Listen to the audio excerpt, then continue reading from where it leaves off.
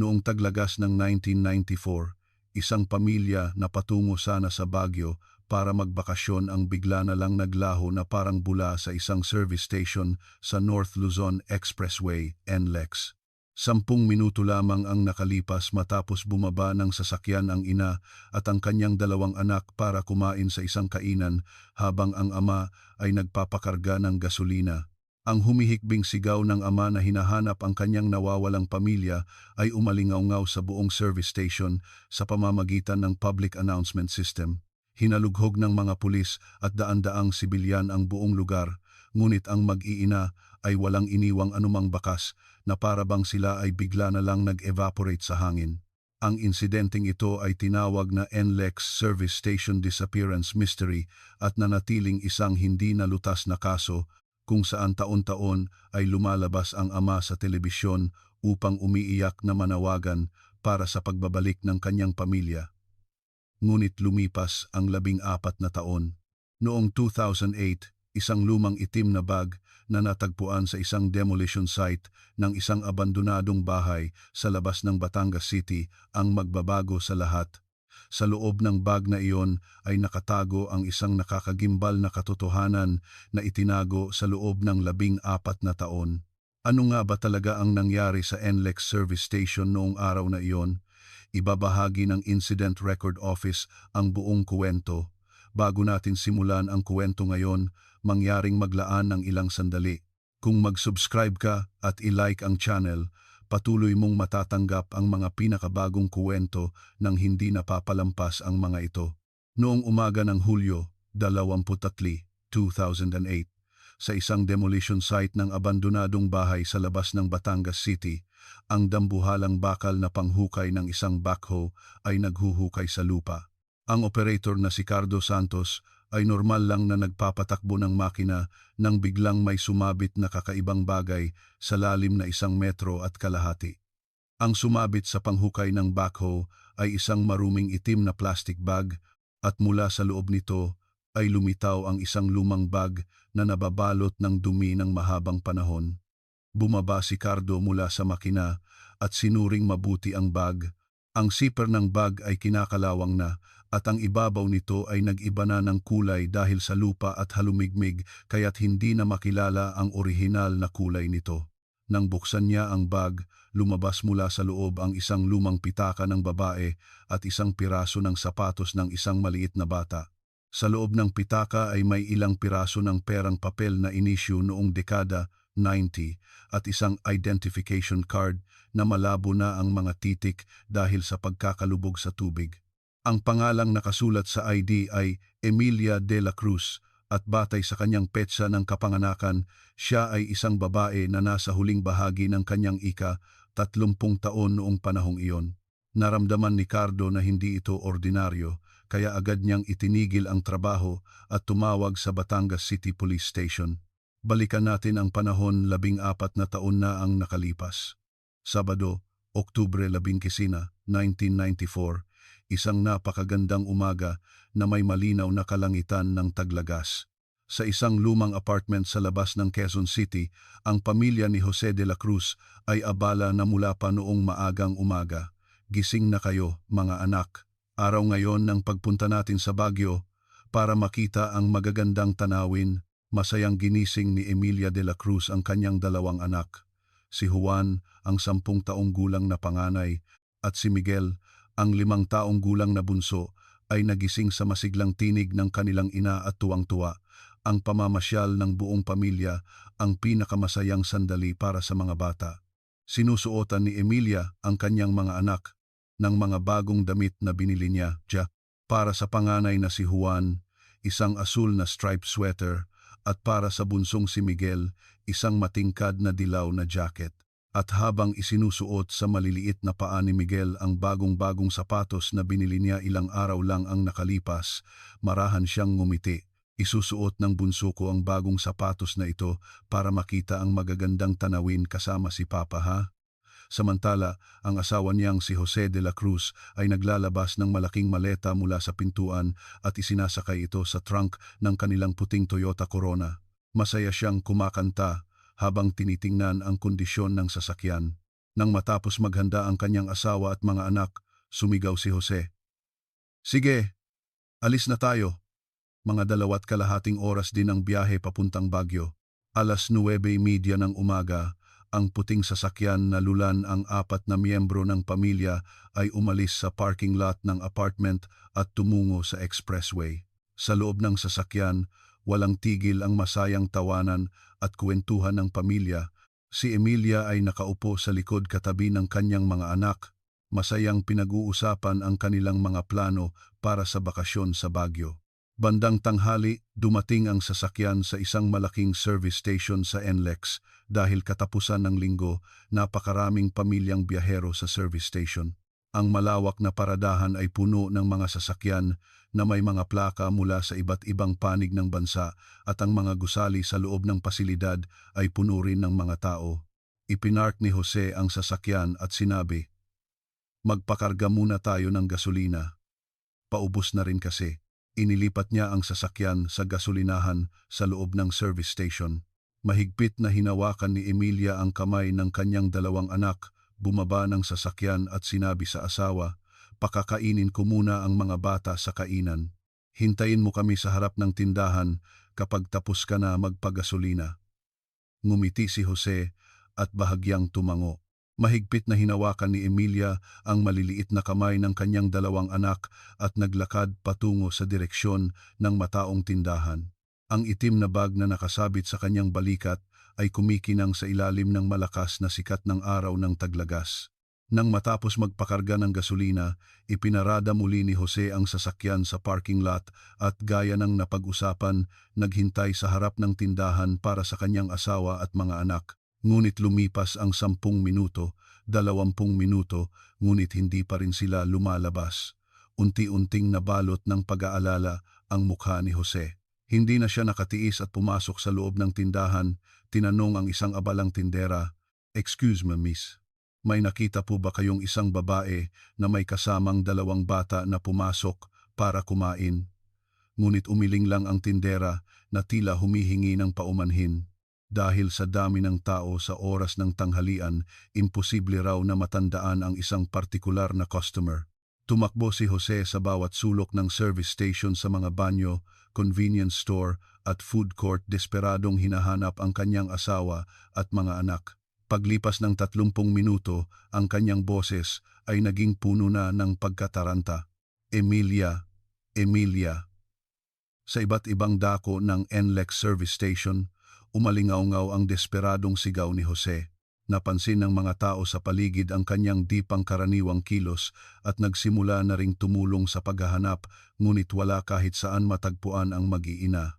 1:30 ng hapon, tumakbo si Jose sa administration office ng service station at humiling ng public announcement. Sa pamamagitan ng speaker, umalingaw-ngaw sa buong pasilidad ang kanyang nanginginig na boses na puno ng pag-aalala. Pinaghahanap po si Emilia de la Cruz at ang kanyang 2 anak. Kung sino man po ang nakakita sa kanila, mangyaring makipag-ugnayan sa information desk. Ngunit walang sinumang lumapit dahil hindi na makapaghintay. Sumugod si Jose sa police outpost na nasa loob ng service station. "Mamang pulis, nawawala po ang pamilya ko." Napaiyak si Jose sa harap ng pulis. Ang kanyang mga kamay ay nanginginig at ang kanyang mukha ay namumutla. "Sabi po ng asawa ko, pakakainin niya ang 2 bata pero mahigit 1 oras na po silang hindi bumabalik. Hinalughog ko na po ang buong service station pero wala sila kahit saan." Pilit na pinakalma ng pulis ang nagwawalang si Jose habang sinisimulan ang proseso ng pagtanggap ng ulat. 2:15 ng hapon, opisyal na nagsimula ang investigasyon sa NLEX Service Station 3-person disappearance case. Sa sandaling iyon, walang sino man ang nakakaalam na ang kasong ito ay nagtatago ng isang napakalagim at nakakagimbal na katotohanan na mag-iiwan ng habambuhay na marka sa kasaysayan ng krimen sa Pilipinas. Nang matanggap ang ulat mula kay Jose de la Cruz, agad na nagdeklara ng emergency situation ang police outpost sa NLEX service station. Agad na ipinagbigay alam ng hepe ng outpost sa kinasasakupang istasyon ng pulisya at sa highway patrol group ang emergency. 2:30 ng hapon, kasabay ng malakas na tunog ng sirena, 2 investigador mula sa istasyon ng pulisya ang agad na rumesponde at 3 pang patrol car ang dumating sa lugar. Ang namumuno sa investigasyon ay si Detective Reyes, isang veteranong pulis na may 10 taong karanasan sa serbisyo at noon ay 25 taong gulang. Nang makita niya ang itsura ni Jose na nasa state of panic, napagpasyahan niyang ang pinakamahalaga ay pakalmahin muna ito. Nakaupo si Jose sa isang malamig na silya, ngunit hindi tumitigil ang panginginig ng kanyang buong katawan at walang tigil ang pag-agos ng luha mula sa kanyang mga mata. Mr. De La Cruz, huminahon po muna kayo at dahan-dahang magsalita. Magsimula po tayo sa kung saan at kailan ninyo huling nakita ang inyong mag-iina. Sa kalmado at mainit na boses ni Detective Reyes, sa wakas ay nagsalita si Jose. Bandang 12:10 po ng tanghali, nagpapakarga ako ng gasolina. Noong mga oras na iyon, sabi po ng asawa ko, hawak niya ang kamay ng mga bata at kakain daw sila. Itinala ni Detective Reyes ang eksaktong oras sa kanyang police notebook. Pakilarawan po ng detalyado ang kasuotan at itsura ng inyong mag-iina. Nanginginig ang boses ni Jose habang pilit na sumasagot. Ang asawa ko po ay nakasuot ng ivory-colored na cardigan at may itim na bag na nakasabit sa balikat. Ang panganay ko po ay nakasuot ng asul na striped sweater at ang bunso ko naman ay dilaw na jacket. Batay sa salaysay ni Jose, agad na nag-utos si Detective Reyes ng malawakang paghahanap. Hinarangan ng mga pulis ang lahat ng pasukan at labasan ng service station.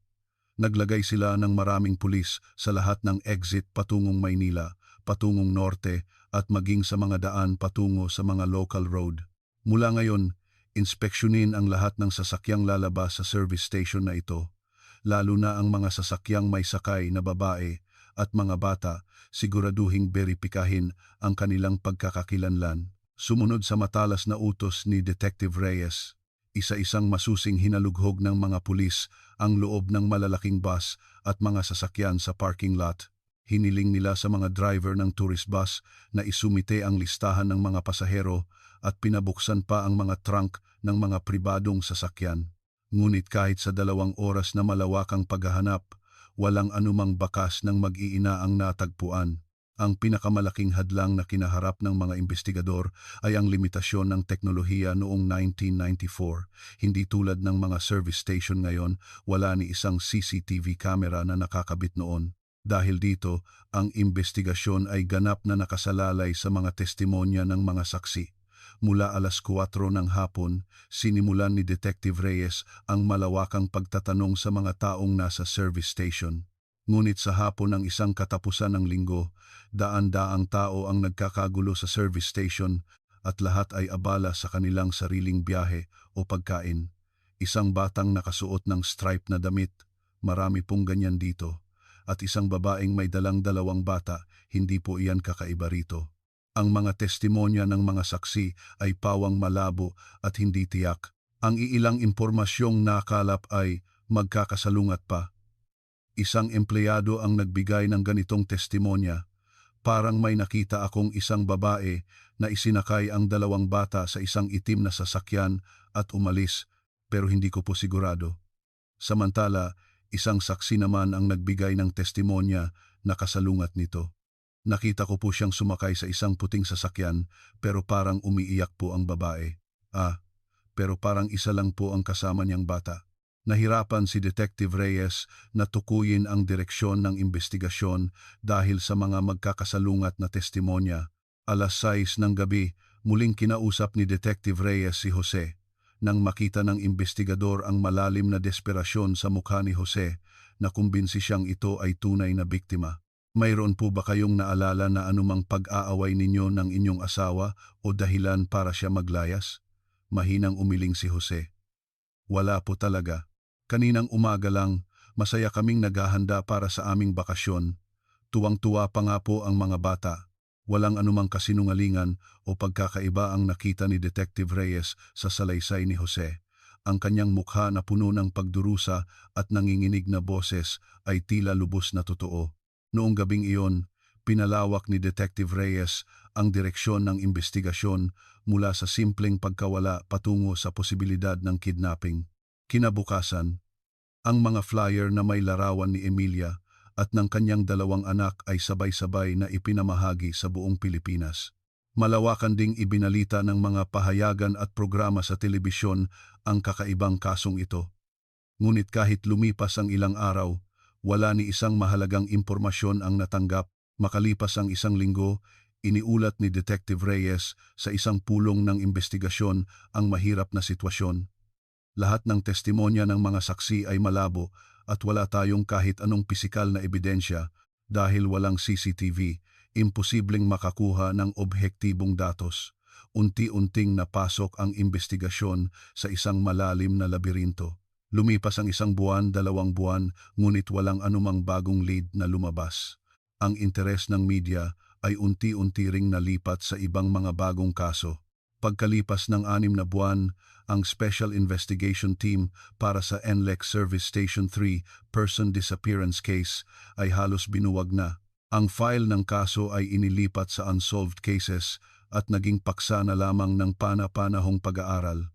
Para kay Detective Reyes, ang kasong ito ay naging isang napakasakit na alaala na habambuhay na mananatili sa kanyang dibdib.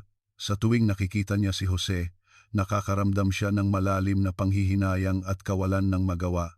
Noong 2001, 7 taon matapos ang insidente, nagsampa si Jose sa korte ng pamilya ng isang petisyon para sa presumptive death declaration para kay Emilia. Sa ilalim ng batas, kung ang isang tao ay nawawala sa loob ng 7 taon at walang balita tungkol sa kanya, maaari siyang ideklarang patay na. Tinanggap ng korte ang kanyang petisyon at naglabas ng presumptive death declaration para kay Emilia. Gayunpaman, hindi kailanman nagsampa si Jose ng parehong petisyon para sa kanyang 2 anak. Hindi sumusuko sa posibilidad na sila ay buhay pa. Kahit sumuko na ako sa asawa ko, hinding-hindi ko susukuan ang paghahanap sa mga anak ko hanggang sa huli. Iyon ang kanyang panata bilang isang ama. Mula noon, tuwing sasapit ang Oktubre 15, lumalabas si Jose sa mga programa sa telebisyon at umiiyak na nananawagan sa mga manonood, "Hanapin ninyo po ang mga anak ko, pakiusap, ibalik ninyo sila sa akin." Sa ganitong paraan, ang NLEX Service Station 3 Person Disappearance Case ay naitala bilang isa sa pinakakakaibang hindi nalutas na kaso sa Pilipinas noong dekada 90.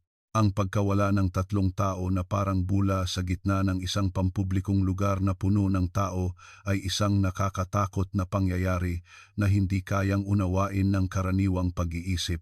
Ang kaso ay dahan-dahang nalibing sa paglipas ng panahon at tanging si Jose na lang ang naiwang mag-isang nabubuhay habang inaalala ang kanyang pamilya.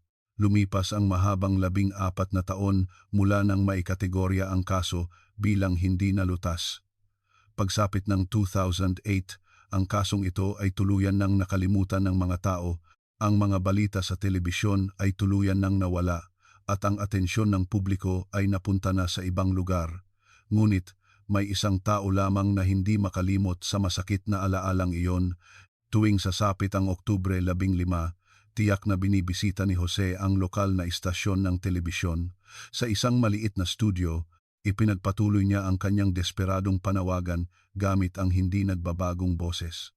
14 na taon na ang lumipas, pero naghihintay pa rin ako.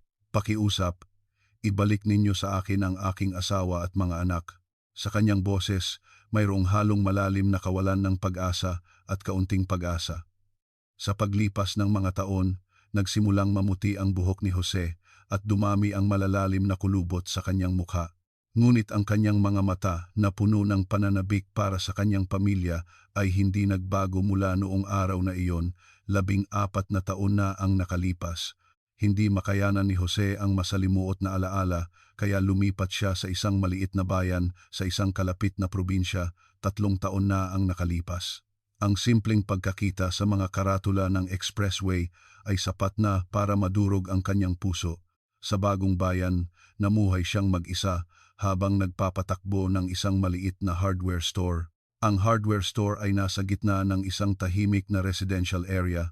Sa masikip na tindahan, maayos na nakahanay ang iba't ibang kagamitan at pang-araw-araw na pangangailangan, at sa isang sulok, nakasabit sa isang frame ang isang larawan ng pamilya mula 14 na taon na ang nakalipas.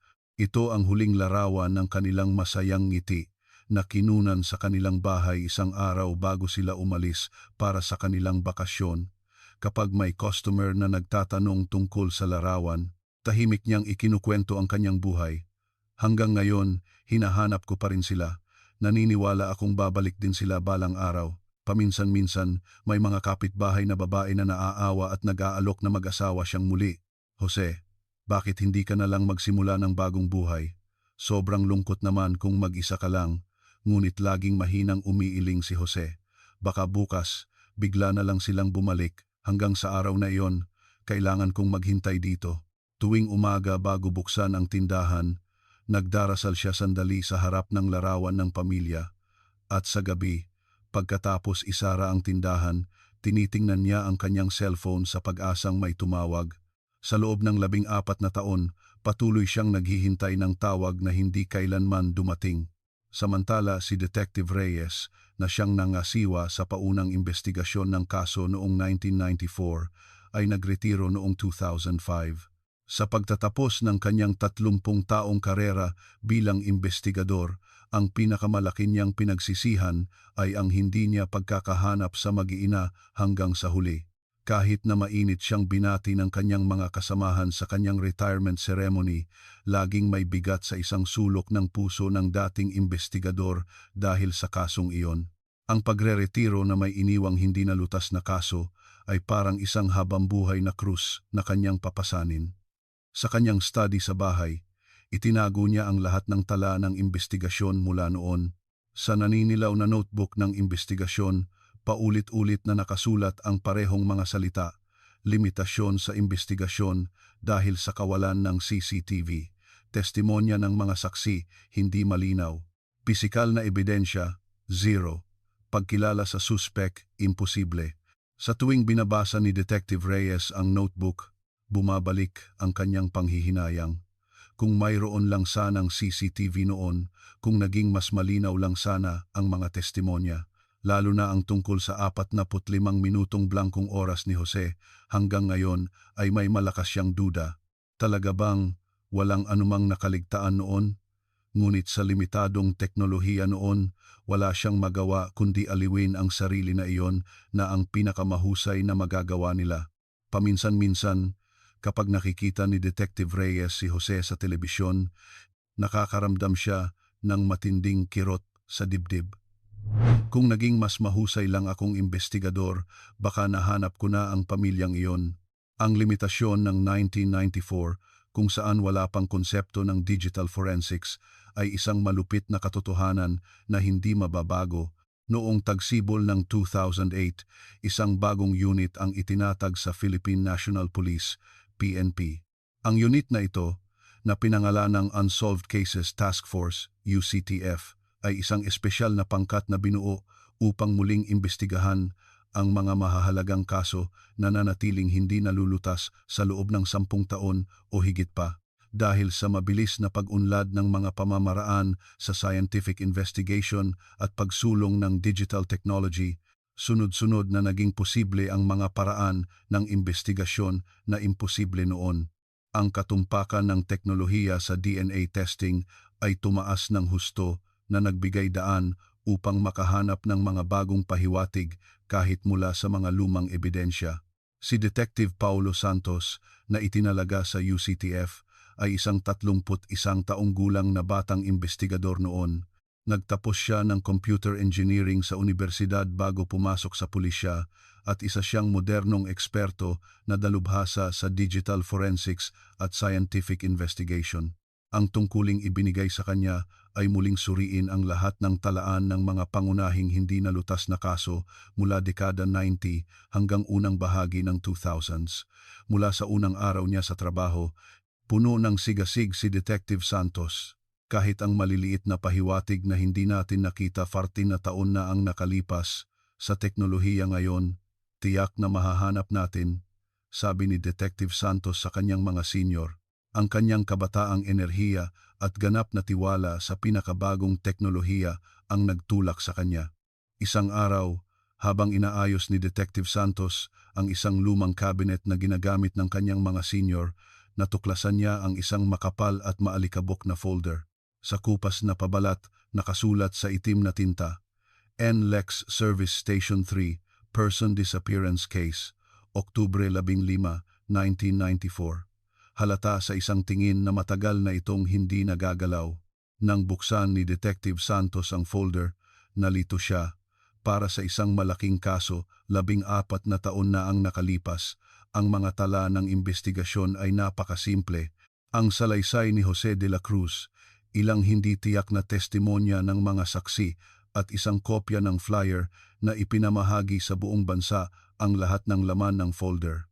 Karaniwan, sa isang ganito kalaking kaso, daan-daang pahina ng malawak na talaan ang naiipon sa proseso ng matagal na investigasyon.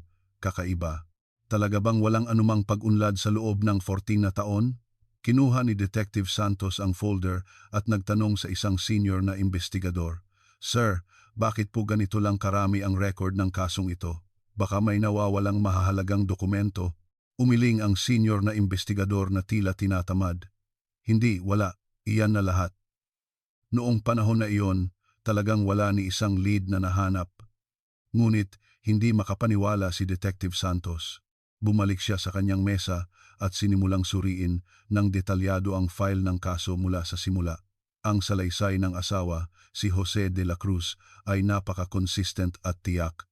Ang kanyang paliwanag tungkol sa oras, lugar at sitwasyon noon ay nakakagulat na eksakto. Ngunit para kay Detective Santos, ang perpektong pagkakapare-pareho na iyon ay tila hindi natural at kahina-hinala. Masyadong perpekto ang salaysay na ito, hindi ba? Sa maikling panahon ng kanyang pagiging investigador, natutunan niya ang isang katotohanan, ang alaala ng isang taong nagsasabi ng totoo ay hindi kailanman perpekto. Ang pagkalito ng alaala at matinding emosyonal na pagbabago ay nagdudulot ng bahagyang pagbabago sa salaysay na siyang natural na katangian ng tao. Napagpasyahan ni Detective Santos na imbestigahan ang kasalukuyang sitwasyon ni Jose de la Cruz. Sa pamamagitan ng sistema ng gobyerno, nalaman niyang pagkatapos matanggap ang presumptive death declaration para sa kanyang asawang si Emilia noong 2001, nakatanggap si Jose ng malaking halaga ng insurance money. Ang halagang natanggap mula sa life insurance na nakapangalan kay Emilia ay napakalaki kahit para sa mga pamantayan noon. Ang halaga ay umabot sa 5 milyong piso. 5 milyong piso noong 1994. Kung i-convert sa kasalukuyang halaga, aabot siguro ng mga 20 milyon, bulong ni Detective Santos habang nagkakalkula. Kung isasaalang-alang ang mahirap na sitwasyong pinansyal ni Jose noon, hindi ito maliit na halaga. Ngunit ito ay isang lehitimong pagtanggap batay sa legal na deklarasyon ng pagkawala at hindi ito maaaring agad na ituring na isang krimen.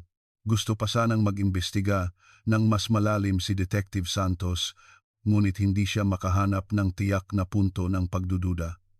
Kung hihiling siya ng muling imbestigasyon na may hindi sapat na ebidensya, malaki ang posibilidad na ito ay tatanggihan ng kanyang mga superior. At sa gayon, ilang buwan na naman ang lumipas. Naging abala si Detective Santos sa ibang mga kagyat na kaso at ang file ng NLEX Service Station case ay ibinalik muli sa kailaliman ng cabinet. Sa panahong walang sino man ang nakakaisip sa kung ano ang mangyayari, isang nakakagimbal na pangyayari ang malapit ng maganap. 3:20 ng hapon, Hulyo 23, 2008, biglang tumunog ng malakas ang telepono sa mesa ni Detective Paulo Santos. Ang tumatawag ay isang pulis mula sa malayong Batangas City Police Station. Para po ba ito kay Detective Paulo Santos ng Unsolved Cases Task Force? Oo, ako nga. Ano po ang maipaglilingkod ko? Kasi po, may natagpo ang lumang ebidensya mula sa ilalim ng lupa dito sa Batangas City na pinaniniwalaang may kaugnayan sa isang kaso ng pagkawala. 14 na taon na ang nakalipas. Pagkatapos naming suriin, napag-alaman naming malaki ang posibilidad na may malalim itong kaugnayan sa kaso ng NLEX Service Station na hawak ninyo. Dali-daling kinuha ni Detective Santos ang kanyang panulat at naghanda na magsulat. Anong uri po ng ebidensya ang natagpuan? Sa isang demolition site ng isang abandonadong bahay, may nahukay na lumang bag mula sa ilalim ng lupa. Mula sa loob nito, natagpuan ang isang identification card na may pangalang Emilia de la Cruz at isang piraso ng sapatos ng maliit na bata. Sa sandaling iyon, nanginginig ang kamay ni Detective Santos. Gumulong at nahulog ang hawak niyang panulat sa ibabaw ng kanyang mesa. Sa wakas, pagkatapos ng 26 na taong pananatili sa malalim na kadiliman, isang bagong liwanag ang sumikat sa kasong ito. Ito ang sandali ng tadhana. Hawak pa rin ang telepono. Bumibilis ang tibok ng puso ni Detective Santos. Pupunta ako diyan sa Batangas.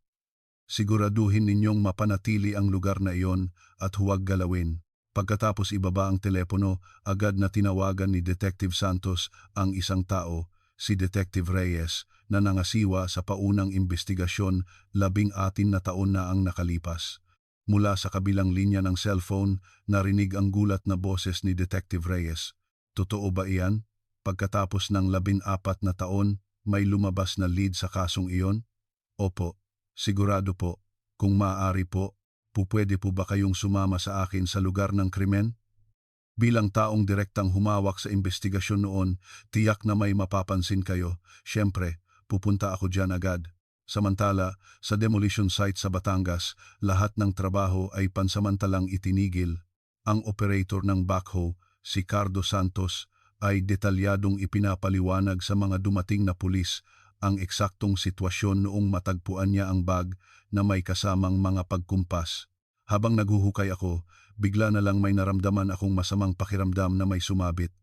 Akala ko malaking bato lang, pero nang tingnan kong mabuti, isang itim na plastic pala.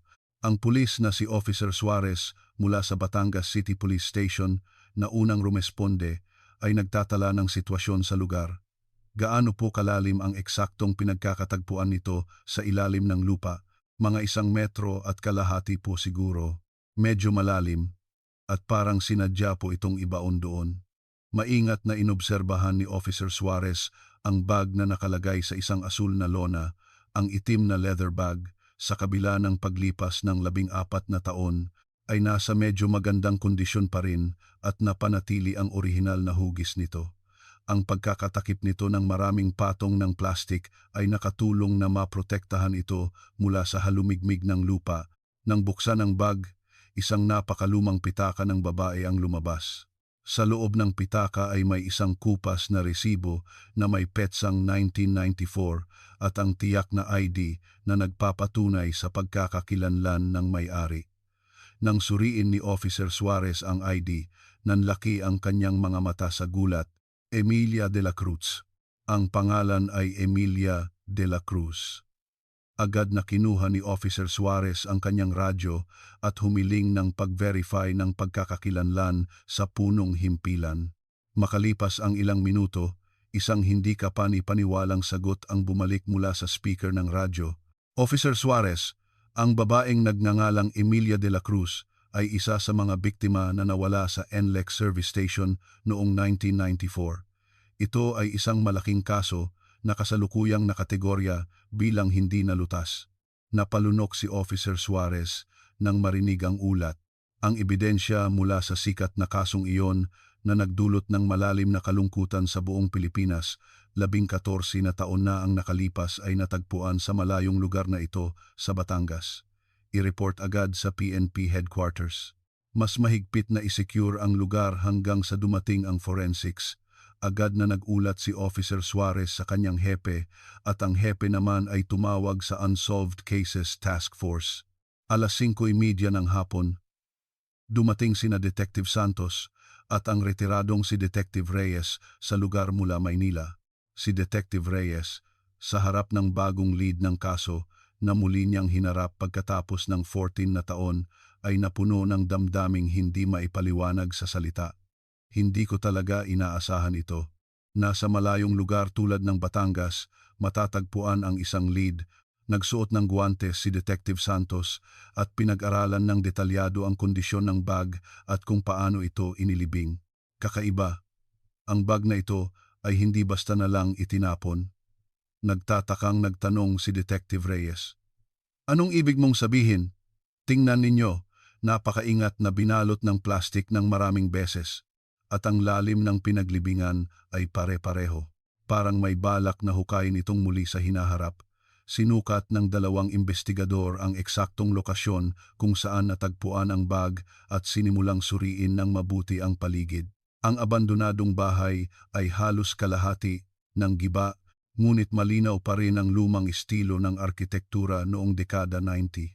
Habang tinitingnan ni Detective Reyes ang paligid ng abandonadong bahay, sinabi niya, ang lugar na ito ay walang kinalaman sa NLEX service station o sa Baguio. Bakit kaya sa lugar na ito pinili ng salarin na ibaon ang bag? Parehong tanong ang nasa isip ni Detective Santos. Kung simpleng krimen lang ito, karaniwang itinatapon ng salarin ang ebidensya malapit sa pinangyarihan ng krimen o sa isang liblib na bundok. Kailangan nating mahanap agad ang may-ari ng bahay na ito noong 1994. Tumango si Detective Reyes bilang pagsang-ayon. Sang-ayon ako. Tiyak na mayroong isang mahalagang koneksyon. Kinabukasan ng umaga, ipinadala ni Detective Santos ang bag at ang mga laman nito sa crime lab para sa masusing pagsusuri. Kahit na lumipas na ang mahabang panahon ng 14 na taon, sa tulong ng modernong teknolohiya ng scientific investigation, kahit ang mga hindi nakikitang microscopic na ebidensya ay tiyak na matatagpuan. Samantala, pumunta si Detective Reyes sa City Hall at masusing sinuri ang mga land title at building management records mula noong 1994. Isa-isa niyang binuklat ang mga maalikabok at lumang dokumento upang matukoy kung sino ang may-ari ng abandonadong bahay noon. Ang may-ari noong 1994 ay isang babaeng nagngangalang Maria Gomez. Sinuri ni Detective Reyes ang personal na impormasyon ni Maria Gomez na noon ay nasa kalagitnaan ng kanyang 30 taon at sinimulang alamin ang kanyang kinaroroonan ngayon na dapat ay nasa kalagitnaan na ng kanyang 50 taon. Pagkalipas ng 3 araw, dumating ang pinakahihintay na resulta ng pagsusuri mula sa crime lab. Sa matinding kaba, binasa ni Detective Santos ang detalyadong ulat. Ang fingerprint na nakuha mula sa pitaka sa loob ng bag ay 100% na tumugma sa fingerprint ni Emilia de la Cruz mula 14 na taon na ang nakalipas. Nalaman din ang mga detalye tungkol sa maliit na sapatos ng bata na kasamang natagpuan. Ang sukat nito ay 16 centimeters na kinumpirmang isang sapatos na pangbata. Ngunit ang pinakagimbal sa lahat para kay Detective Santos ay ang soil composition na nakadikit sa ilalim ng sapatos. Ang isang researcher mula sa crime lab ay direktang tumawag kay Detective Santos upang ipaliwanag. Ang lupa na nakuha sa sapatos ay ganap na naiiba sa lupa sa rehiyon ng Batangas. Matapos ang masusing pagsusuri sa komposisyon nito, nagpapakita ito ng mga katangian ng isang partikular na rehiyon. Saang rehiyon po iyon? Mahirap tukuyin ang eksaktong rehiyon, ngunit ito ay ganap na tumutugma sa mga katangian ng lupa sa isang industrial area na may mataas na iron content. Ang rehiyong ito ay matatagpuan sa hilagang bahagi ng Metro Manila. Itinala ni Detective Santos ang mahalagang impormasyong ito habang papalapit sa katotohanan. Kailan po kaya tinatayang inilibing ang bag sa lupa? Batay sa pagsusuri ng soil composition at sa antas ng kalawang sa mga metal na bahagi ng bag, tinatayang ito ay nangyari noong 1994, mga katati na taon na ang nakalipas. Iba ito sa karaniwang pattern ng pagtatago ng ebidensya. Ang pagkakabalot sa plastik ay napakaingat at ang lalim ng pagkakalibing ay sinadya. Anong ibig sabihin niyan? Parang ang layunin ay pansamantalang pag-iingat. Tila itinago ito ng maingat na may planong hukayin muli sa hinaharap. Nang marinig ang mga salitang ito, naisip ni Detective Santos ang isang bagong posibilidad sa kaso. Maaring hindi sinubukan ng salarin na tuluyang itago ang ebidensya, kundi pansamantala lamang itong itinago hanggang sa humupa ang sitwasyon. Samantala, habang sinusubaybayan ni Detective Reyes ang nakaraang kinaroroonan ni Maria Gomez, natuklasan niya ang isang nakakagulat na katotohanan at agad na tumakbo kay Detective Santos. Nakahanap siya ng isang hindi natural at hindi maipaliwanag na punto sa kanyang mga talaan ng transaksyon sa bangko noong 1994. Noong Oktubre 17, 1994, 2 araw lamang matapos mangyari ang insidente ng pagkawala, may pumasok na cash deposit na 200,000 piso sa kanyang account. Itinuro ng nanginginig na daliri ni Detective Reyes ang bank statement. Para sa taong 1994, hindi iyan maliit na halaga. Natukoy po ba kung sino ang nag-deposit? Sinuri ng empleyado ng bangko ang talaan, ngunit dahil ito ay isang over-the-counter cash deposit, sa kasamaang palad ay imposible nang matukoy ang eksaktong pagkakakilanlan ng nagdeposito. Agad na ibinahagi ni Detective Reyes ang nakakatakot na impormasyong ito kay Detective Santos. Pinagsama-sama ng dalawang investigador ang lahat ng sitwasyon at ebidensya na nakalap at sinimulang ayusin ito ayon sa pagkakasunod-sunod sa isang whiteboard. Oktubre 11, 1994, nawala ang mag-iina sa NLEX Service Station. Oktubre 17, may pumasok na misteryosong cash na all 200,000 sa bank account ni Maria Gomez. Idinagdag ni Detective Reyes sa mababang boses, at ang bag ni Emilia de la Cruz ay natagpuan sa abandonadong bahay na pag-aari ni Maria Gomez. Masyadong maraming koneksyon para sabihing nagkataon lang ang lahat ng ito. Nagpasya ang dalawang investigador na hanapin si Maria Gomez at personal siyang kausapin. Siya marahil ang may hawak ng susi sa nakakatakot na katotohanan na nangyari 14 taon na ang nakalipas. Siya ang naging pinakamahalagang tao sa kasong ito. Sa kasalukuyan, si Maria Gomez ay nag-iisang nagpapatakbo ng isang maliit na karinderya sa lungsod ng San Pablo, mga 50 kilometro ang layo mula sa Batangas. Nang bisitahin ni Detective Santos at Detective Reyes ang lumang kainan, siya ay tahimik na naghuhugas ng mga pinggan sa likod ng kusina. "Kayo po ba si Maria Gomez?" Gulat na lumingon si Maria. Sa kanyang mukha, na nasa kalagitnaan na ng kanyang 15 taon, malinaw na nakaukit ang mga taon ng paghihirap at bigat ng panahon bilang malalalim na kulubot. "Opo." "Sino po sila?" Dahan-dahang inilabas ni Detective Santos ang kanyang police badge mula sa bulsa at ipinakita ito. "Mula po kami sa pulisya. Maaari po ba kaming magtanong sandali?" Sa sandaling iyon, biglang namutla ang mukha ni Maria at nanigas ang kanyang ekspresyon. Ang kanyang mga kamay, na basa ng tubig, ay nagsimulang manginig. "Ano pong kailangan ng pulis sa akin?" Isang matalas na tingin ang ipinukol ni Detective Reyes habang humakbang pasulong. "Tungkol po ito sa lumang bahay na pag-aari ninyo sa Batangas City noong 1994. Tila takot na umatras si Maria. Mula sa kanyang di pangkaraniwang reaksyon, nakumbinsi ang dalawang investigador. Ang babaeng ito ay tiyak na may itinatagong malaking sikreto. "Wala na po talaga akong maalala tungkol sa mga bagay na nangyari, 14 na taon na ang nakalipas." Ang boses ni Maria ay nanginginig at pautal-utal. Ipinakita ni Detective Santos ang malinaw na larawan ng bag sa harap niya. "Pamilyar po ba kayo sa bag na ito?" Sa sandaling makita niya ang larawan, ganap na nawalan ng kulay ang mukha ni Maria. Mahina siyang napaupo at bumulong na parang wala sa sarili. Ibig sabihin, lumabas na. "Iyan?" Nagkatinginan ang dalawang investigador nang walang imik. Ito ang tiyak na sandali kung saan sa wakas ay nahawakan nila ang sinulid ng katotohanan na nababalot sa malalim na kadiliman sa loob ng 14 na taon. Mula sa araw na iyon, ang NLEX Service Station 3 Person Disappearance Case ay pumasok sa isang ganap na bagong yugto. Hindi na ito isang misteryosong pagkawala sa service station, kundi isang ganap na naiiba at nakakatakot na kaso ng pagpatay at pagtatago ng bangkay sa Batangas na muling binuhay. Mahigpit na hiniling ni Detective Santos at Detective Reyes sa PNP Headquarters ang opisyal na muling pagbubukas ng investigasyon. Sinimulan ang isang masusing proseso ng muling pagsusuri at pag-verify sa napaka-perpektong alibi ni Jose de la Cruz. 40 na taon na ang nakalipas ang bakasyon sa Baguio mula sa simula.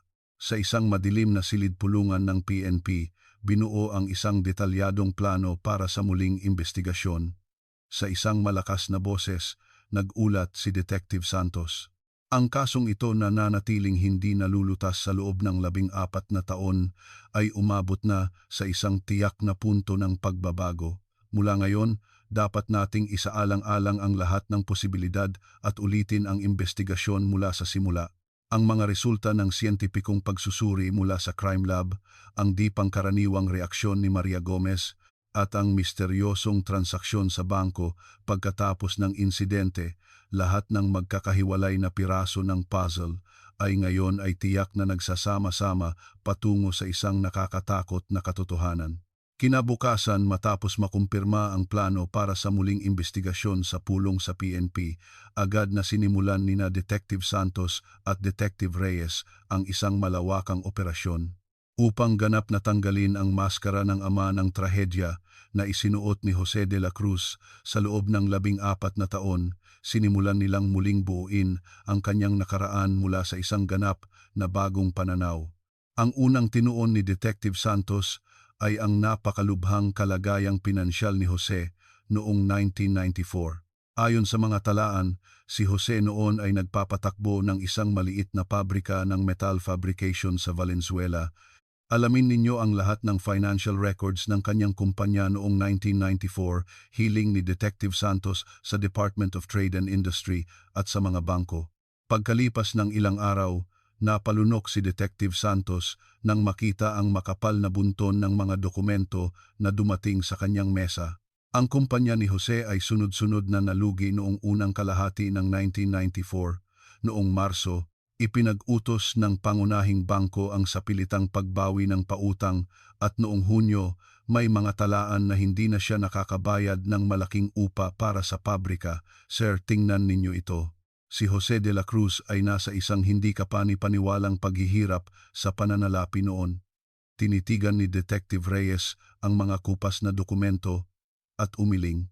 Noong 14 na taon na ang nakalipas, hindi namin nagawa ang ganito kalalim na background check. Ang pagdudahan ang pinansyal na kalagayan ng pamilya ng biktima, hindi namin naisip iyon noon. Mas malalim pang sinuri ni Detective Santos ang mga dokumento. Tiyak niyang inalam ang halaga ng utang ni Jose noong 1994 hanggang sa huling sentimo. Ang natitirang balanse ng pautang mula sa bangko ay 5 milyong piso. Ang utang mula sa masasamang loan shark ay 3 milyong piso at ang hindi nabayarang upa sa pabrika ay 2 milyong piso. Na may kabuuang 10 milyong pisong utang. Kung isasaalang-alang ang maliit na buwanang kita ni Jose noon, imposible itong mabayaran. Sa ganitong impyerno ng utang, literal na nasa dulo na siya ng kanyang lubid, mapait na bulong ni Detective Reyes. Sinimulan ni Detective Santos ang pag-verify ng isa pang malaking katanungan. Sir, maaari po bang tingnan ninyo ulit sa lumang tala ng investigasyon ang oras ng pag-uulat ni Jose at ang oras ng kanyang pagpapakarga ng gasolina? Inilatag ni Detective Reyes ang naninilaw na file ng investigasyon sa mesa. Sinundan niya ng daliri ang salaysay ni Jose at maingat na binasa. Ang oras ng pagpapakarga ng gasolina ay alas 12:10 ng hapon at ang oras ng pagtakbo sa pulisya para iulat ang pagkawala ay 1:15 ng hapon. Mabilis na nagkalkula si Detective Santos. Sa pagitan niyan may lumipas na 1 oras at 5 minuto. Ayon sa salaysay ni Jose, naghintay siya ng 10 minuto para sa kanyang pamilya, naghanap sa buong service station ng 30 minuto at humingi ng public announcement sa administration office ng 15 minuto. Kahit pagsamahin lahat iyan, may natitirang mahigit 1 oras na hindi maipaliwanag. Muling sinuri ni Detective Santos ang kopya ng resibo mula sa gasolinahan noon. Teka lang po, malinaw na may mali.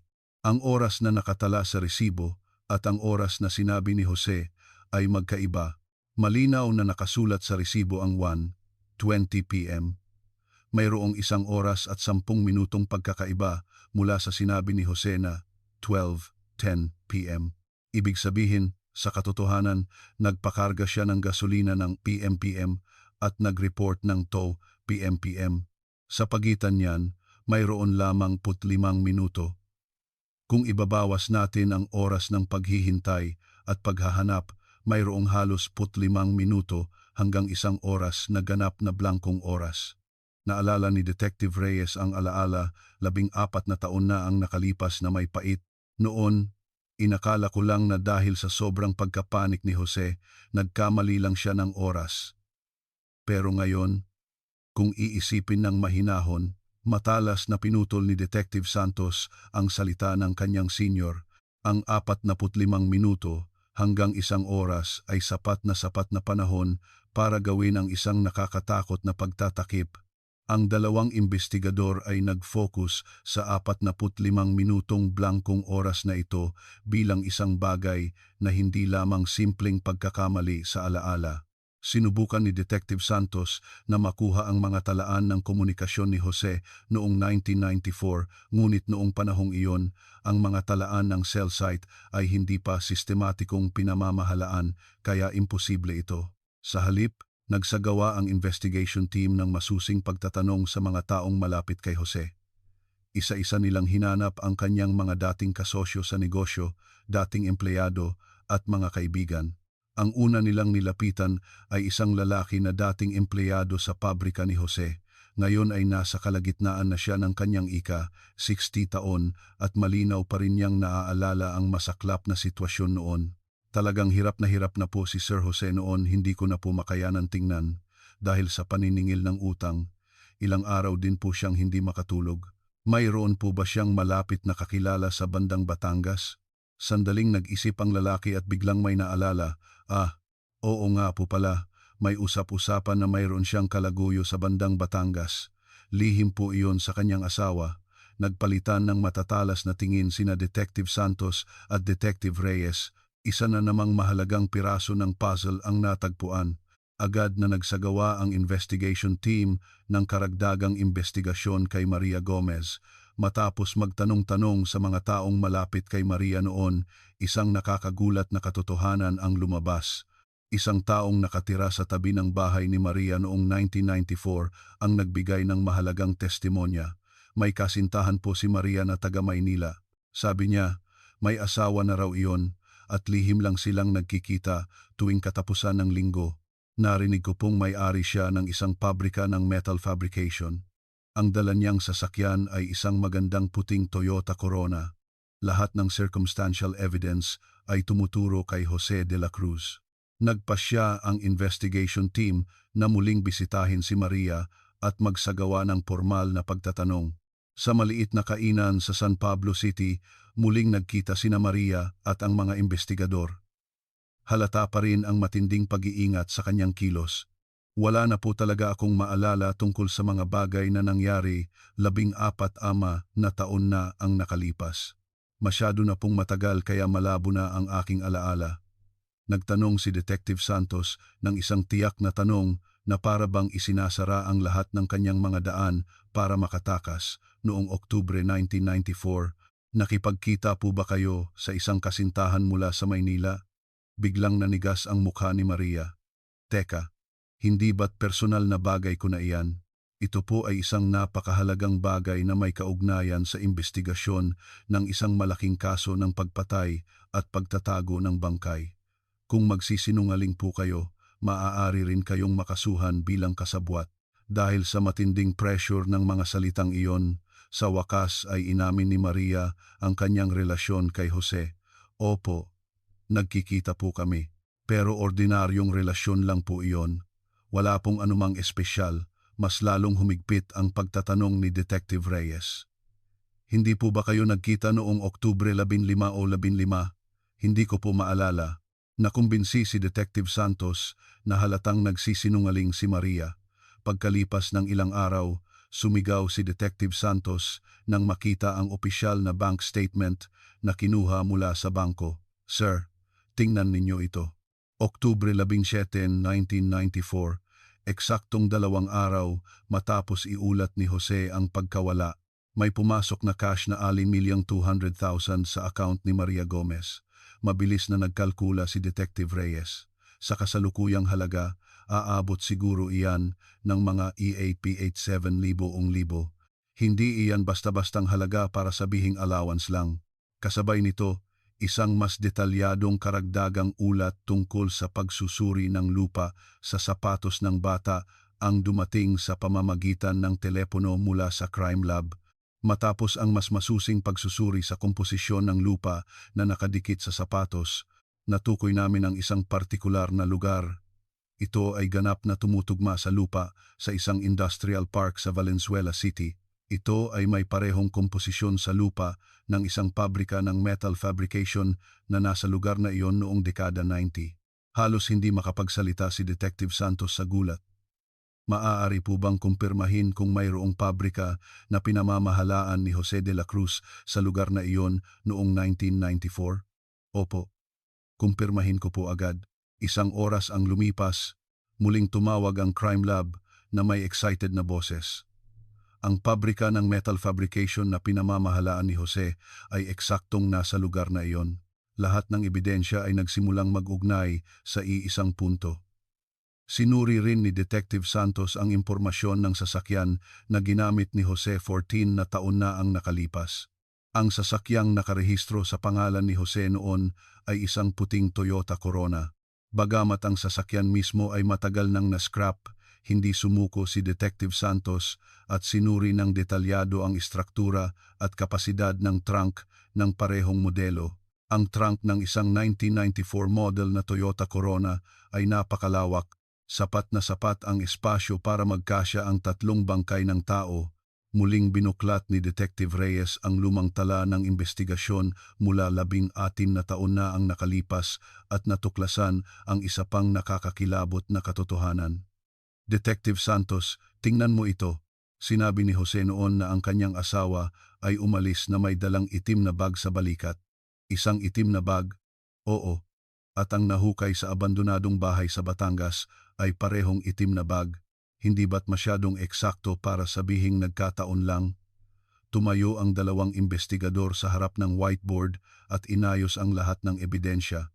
Ang pagkabigo sa negosyo ni Jose at ang desperadong utang na 10 milyong piso, ang hindi maipaliwanag na 45 minutong blankong oras, ang lihim na relasyon kay Maria Gomez, ang misteryosong US 200,000 na ipinasok sa account ni Maria 2 araw pagkatapos ng insidente, ang ganap na pagkakatugma ng lupa sa sapatos ng bata at sa lupa ng pabrika ni Jose, ang napaka-eksaktong salaysay ni Jose tungkol sa itim na bag at ang katotohanang sinadyang ibaon ang ebidensya para mahukay muli sa hinaharap.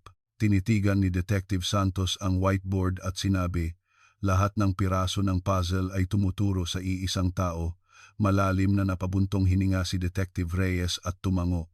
Isang bagay na hindi namin naisip, badlaban na taon na ang nakalipas. Noon, ang tingin namin sa kanya ay isang kaawa-awang biktima. Sa wakas, formal na tinukoy ng 2 investigador si Jose de la Cruz bilang suspek sa pagpatay at nagpasya silang simulan ang isang sapilitang investigasyon. Ang alibi ng ama ng trahedya na tila napaka-perpekto sa loob ng 80 na taon ay malapit ng gumuho ng may malakas na kalabog. Sa pagkuha ng opisyal na pahintulot mula sa hepe ng investigasyon ng PNP, formal na pinangalanan si Jose de la Cruz bilang nag-iisang suspek sa NLEX Service Station 3 Person Disappearance Case. Nagtungo sina Detective Santos at Detective Reyes sa hardware store na kasalukuyang pinapatakbo ni Jose. Sa harap ng maliit na hardware store na may nakasabit na karatula sa isang tahimik na residential area sa probinsya, huminga ng malalim ang 2 investigador at inihanda ang kanilang mga sarili. Pagkatapos ng 18 na taon, sa wakas ay haharapin na natin ang katotohanan, bulong ni Detective Reyes sa isang mababa at mabigat na boses. Tahimik na tumango si Detective Santos at binuksan ang pinto ng hardware store. Sa loob, maayos na nakahanay ang iba't ibang kagamitan at sa isang pader, nakasabit ang larawan ng pamilya mula 4 na taon na ang nakalipas. Si Jose ay nasa likod ng counter at inaayos ang mga ledger. Welcome po. Ano po ang hanap nila? Itinaas ni Jose ang kanyang mukha. 14 na taon ang nag-iwan ng malalalim na kulubot sa kanyang mukha, ngunit ang kanyang tingin ay nanatiling matalas.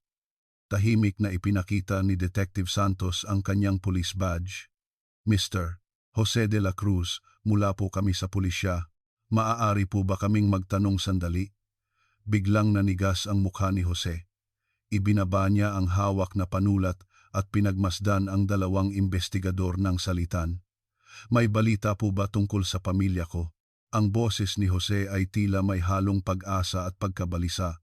Lumapit si Detective Reyes at mahinahong sumagot. Opo, may kaugnayan po sa kaso laban 4 na taon na ang nakalipas, may natagpo ang bagong ebidensya. Lumabas si Jose mula sa likod ng counter at umupo sa isang silya. Ang kanyang mga kamay ay patuloy na nanginginig. Totoo po ba? May impormasyon na po ba tungkol kay Emilia at sa mga bata? Kumuha si Detective Santos ng ilang colored na larawan mula sa kanyang bag. Ito ay mga larawan ng itim na bag na natagpuan sa abandonadong bahay sa Batangas, ang lumang pitaka sa loob nito, at ang sapatos ng maliit na bata. Pamilyar po ba kayo sa mga bagay na ito? Kinuha ni Jose ang mga larawan, inilapit sa kanyang mukha at tiningnan ng mabuti. Ang kanyang mukha ay unti-unting namutla.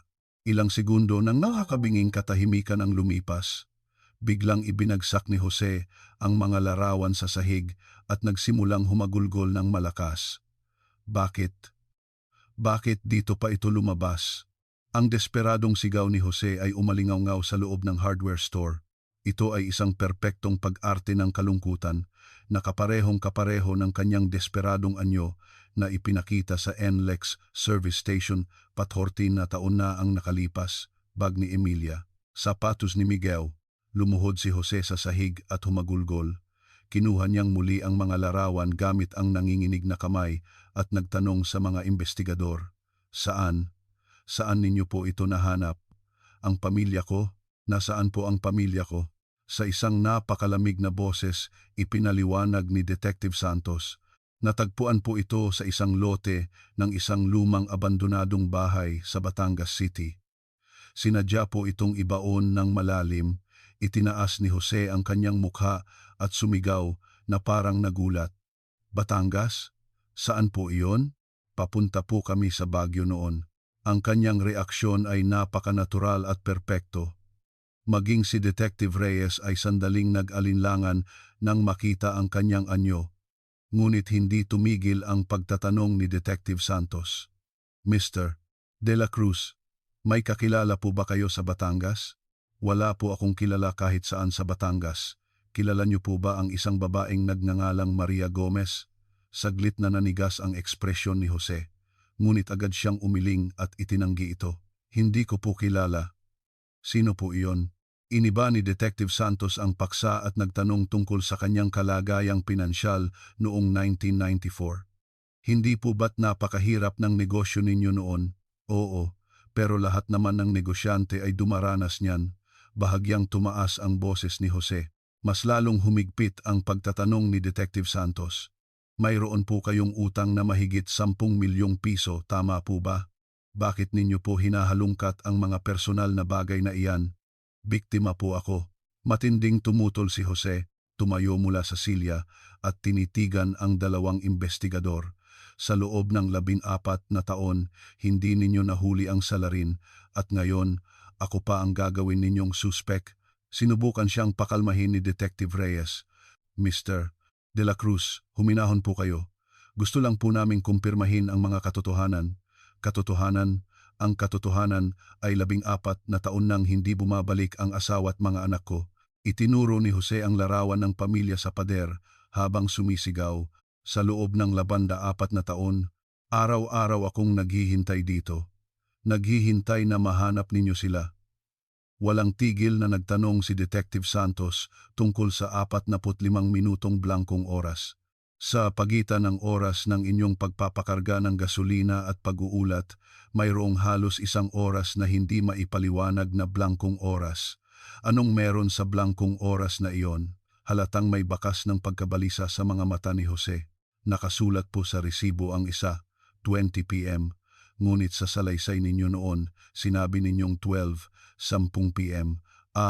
Iyon ay dahil nagpanik ako, kaya nagkamali ako ng oras.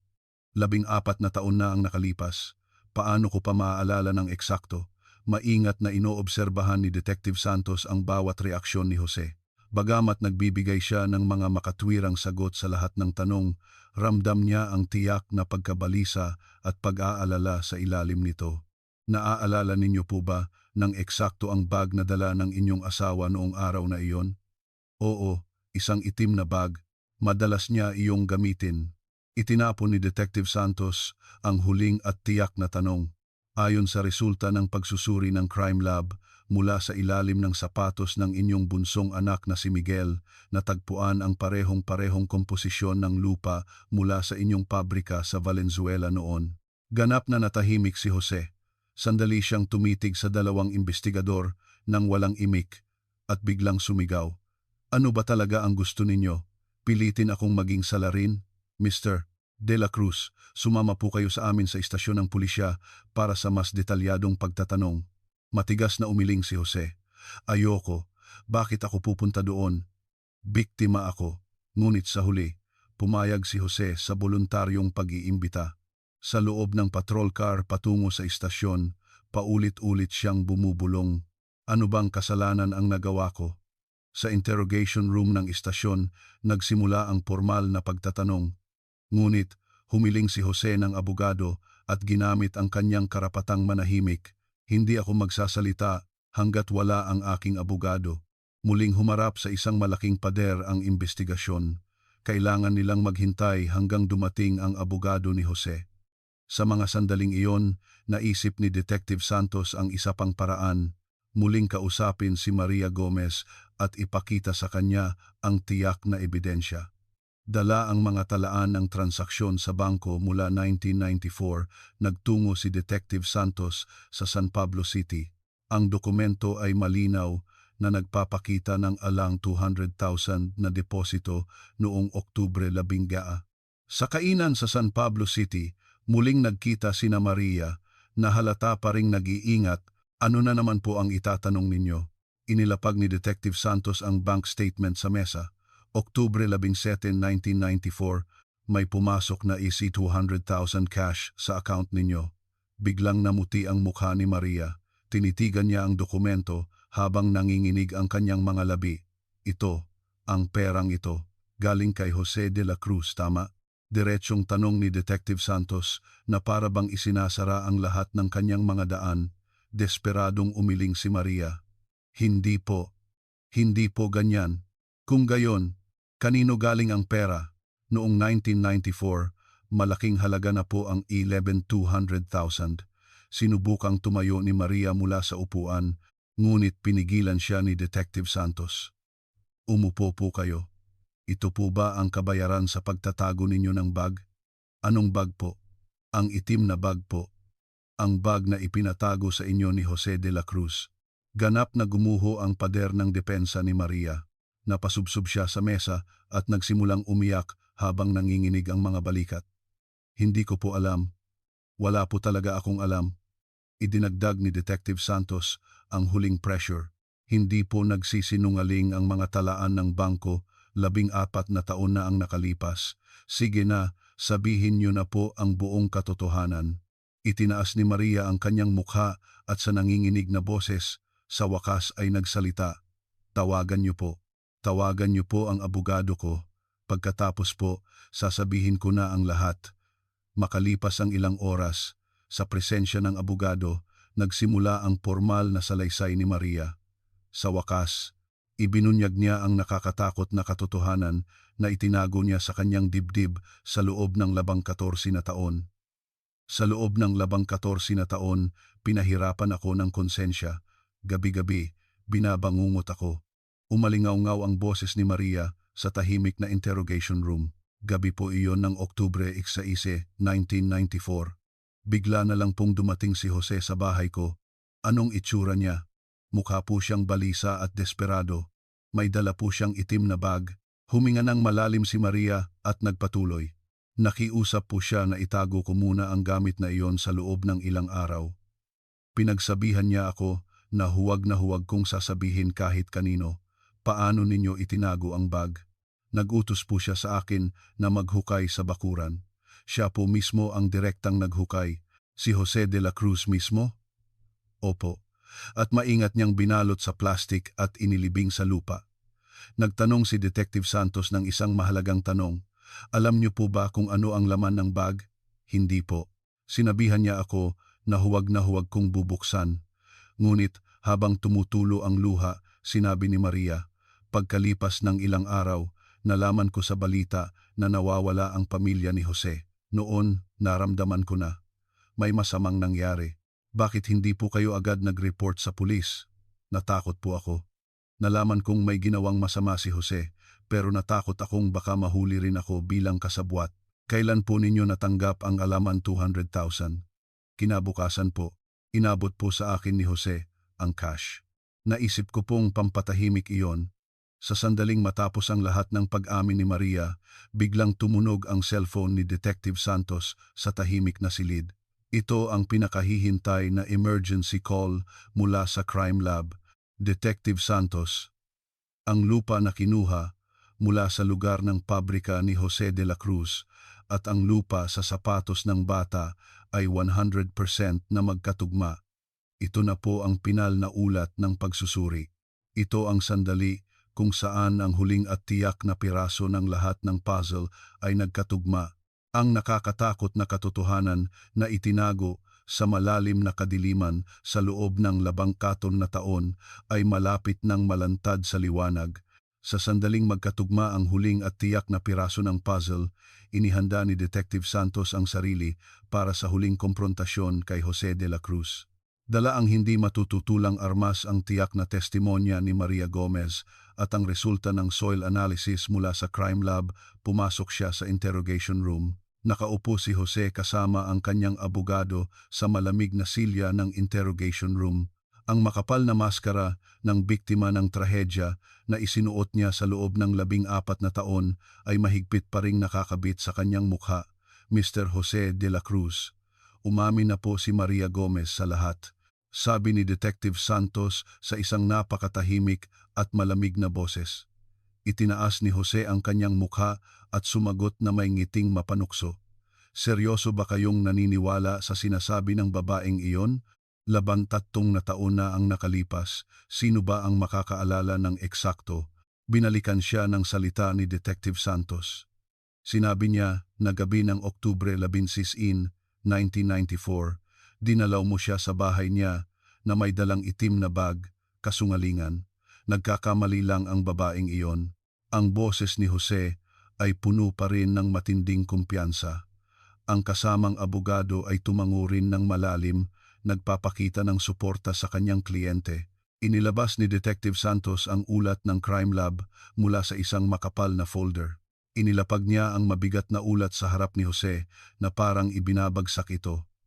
Ito po ang pinal na resulta ng pagsusuri mula sa National Bureau of Investigation. Sinulyapan ni Jose ang ulat ngunit nagkunwaring walang pakialam. Ano naman ang tungkol diyan? Binuksan ni Detective Santos ang pinaka-kritikal na pahina ng ulat, ang lupa na nakadikit sa sapatos ng inyong bunsong anak na si Miguel at ang lupa mula sa lugar ng inyong dating pabrika sa Valenzuela ay 100% na magkatugma.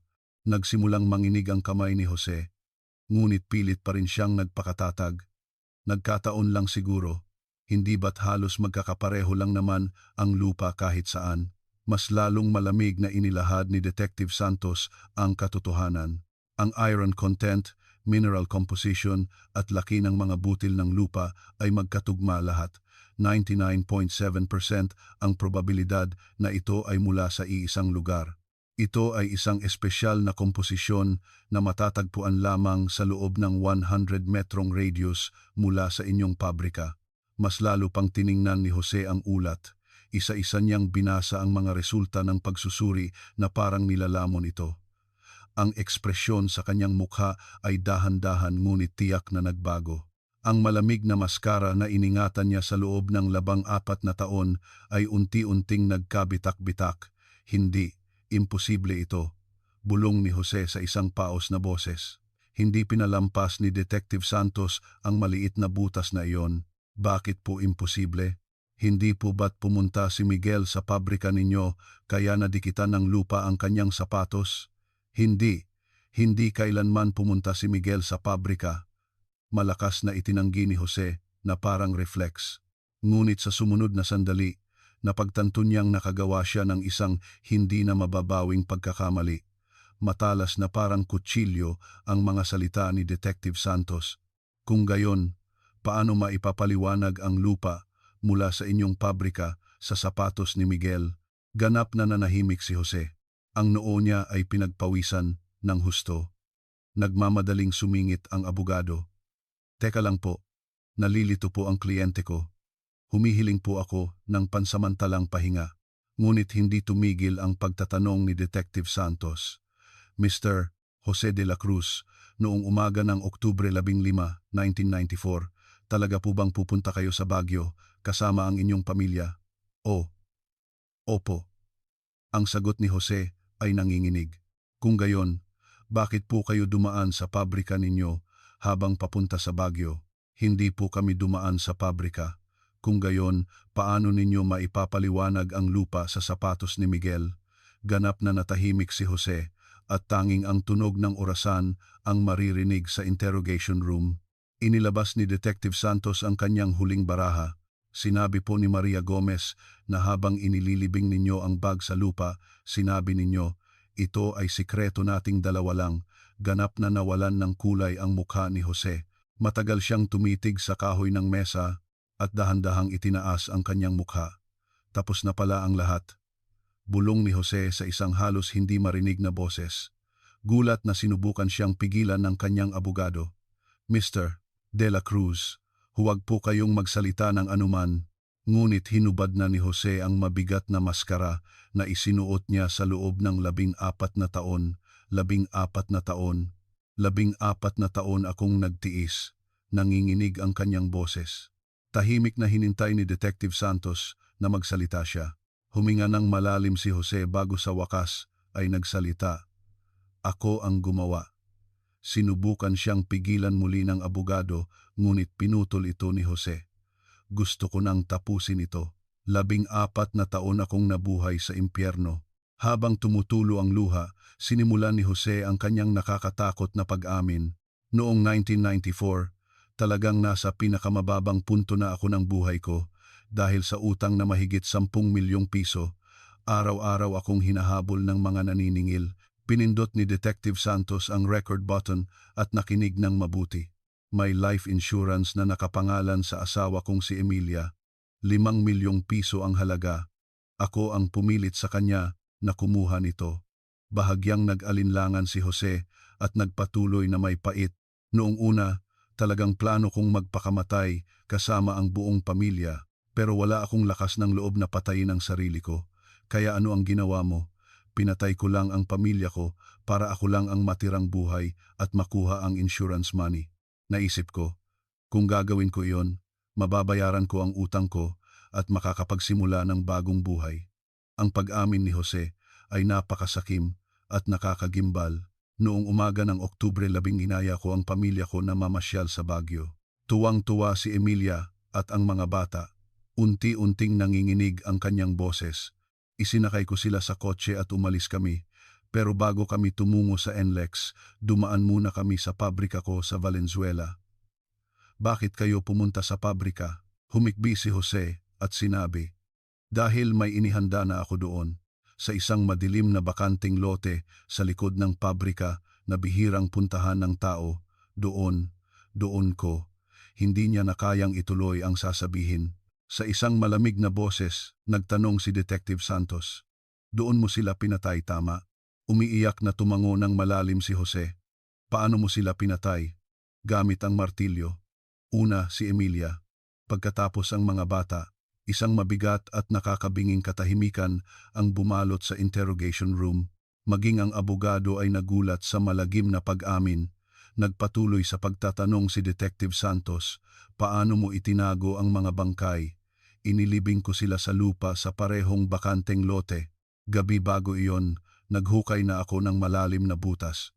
At ikaw lang ang pumunta sa NLEX service station, tama? Oo. Kailangan kong gumawa ng perpektong alibi. Detalyadong inamin ni Jose ang buong plano ng krimen. Sa loob ng 45 minutong blankong oras, nilinis kong mabuti ang dugo sa loob ng kotse. Pinilit kong hugasan ang dumi sa bag ni Emilia at sa sapatos ni Miguel. pero hindi ko napansin ang lupa na naipit sa siwang sa ilalim ng sapatos. Sa loob ng 45 minutong iyon, nagtago ka ng ebidensya at naghanda para sa pag-uulat, tama? Oo. Nilinis ko ang kotse, nagpakarga ng gasolina, at naghanda para gampanan ang papel ng isang ama ng trahedya.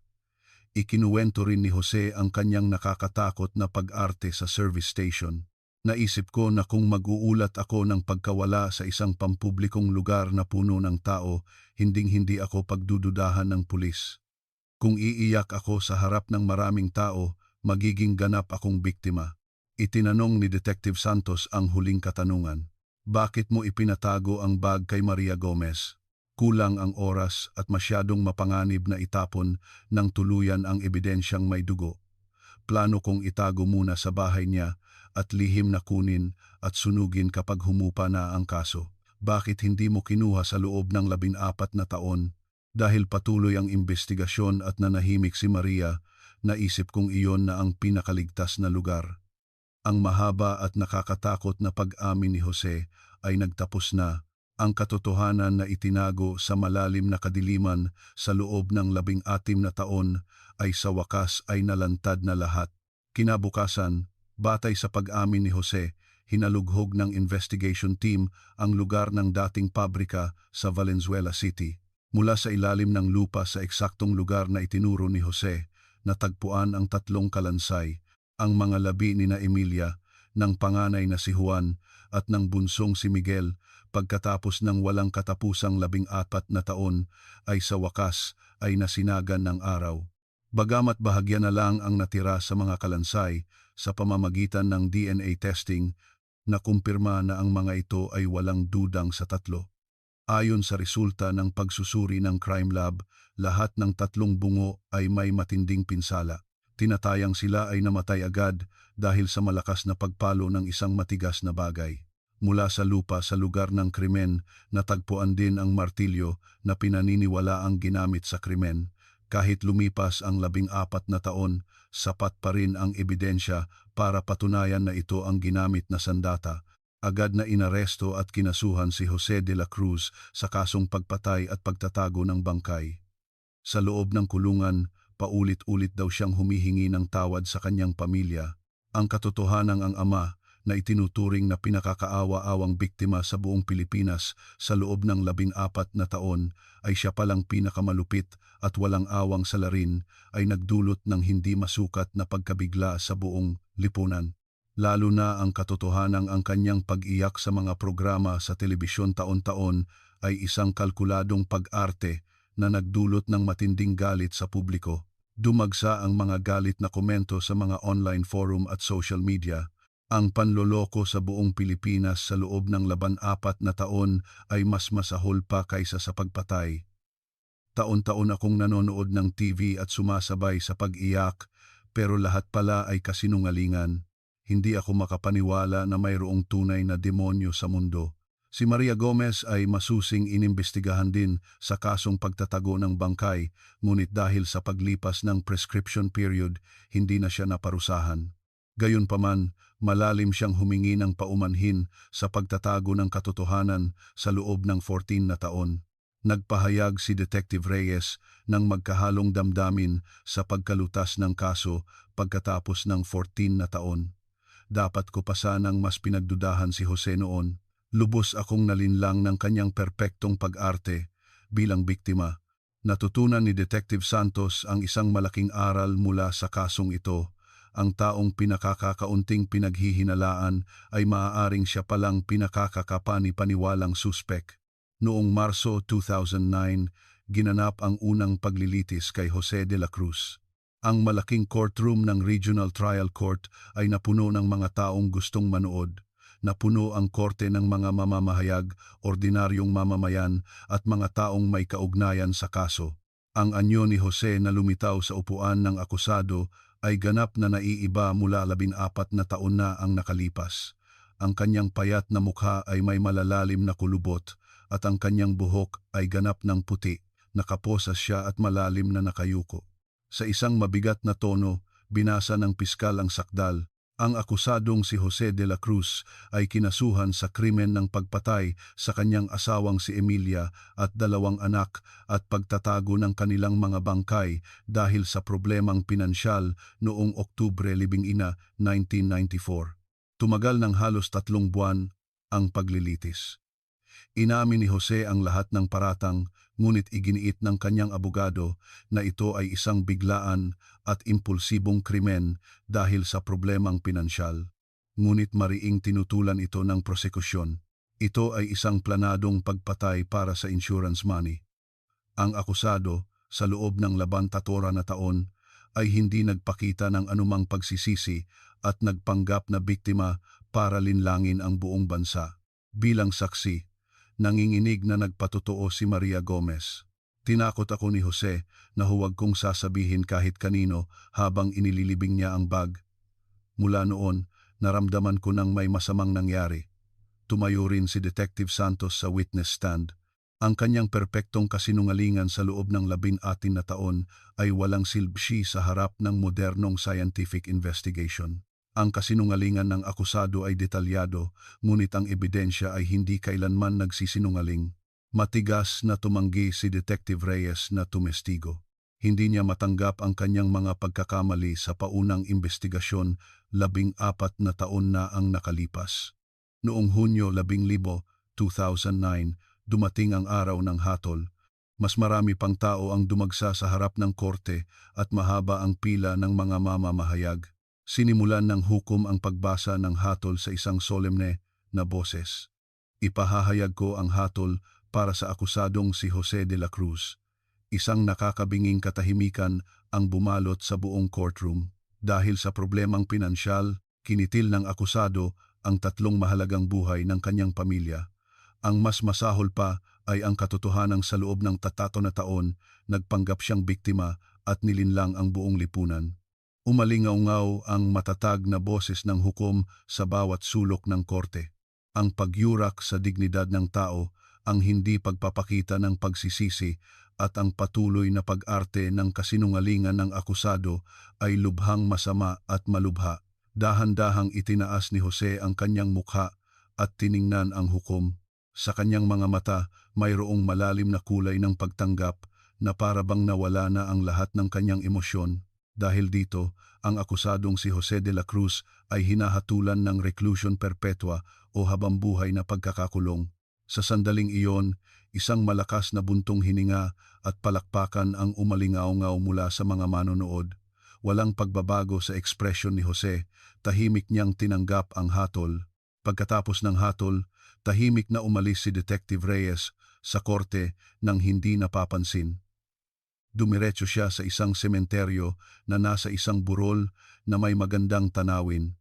Doon nakalagak ang mga labi ni na Emilia at ng kanyang 2 anak. Sa harap ng maliit na nitso, dahan-dahang lumuhod si Detective Reyes. Hawak ng kanyang nanginginig na kamay ang isang puting krisantemo. Patawarin ninyo ako. Patawarin ninyo ako dahil hindi ko kayo agad nahanap. 10 taon na ang nakalipas. Patawarin ninyo ako. Nanginginig ang boses ni Detective Reyes dahil sa luha. Dahan-dahan niyang inilagay ang krisantemo sa altar at matagal na ang taong iyon ay tumanggap ng parusang hindi mapapatawad. Samantala, dahil sa malaking tagumpay sa paglutas ng hindi nalutas na kaso, si Detective Santos ay na-promote sa ranggong major sa isang di pangkaraniwang murang edad. Nagpasya ang PNP na palakasin ang Unsolved Cases Task Force. Dahil sa pagpapatunay ng malaking kapangyarihan ng scientific investigation, pinalawak ang UCTF sa isang malaking organisasyon na may 30 miyembro. Ang kasong ito ay naging pinakakinatawan na halimbawa ng tagumpay na nagpapakita ng kahanga-hangang pag-unlad ng investigasyon at hustisya sa Pilipinas. Sinimulan din itong gamitin bilang mahalagang material sa pagtuturo sa mga police academy at training center. Ito ay naging isang buhay na aral na nagtuturo ng pinakamahalagang leksyon para sa isang investigador. Gaano man kaperpekto ang isang alibi, tiyak itong guguho sa harap ng siyentipikong ebidensya. Dahil sa trahedyang ito, nagkaroon ng mahahalagang pagbabago sa sistema ng lipunan.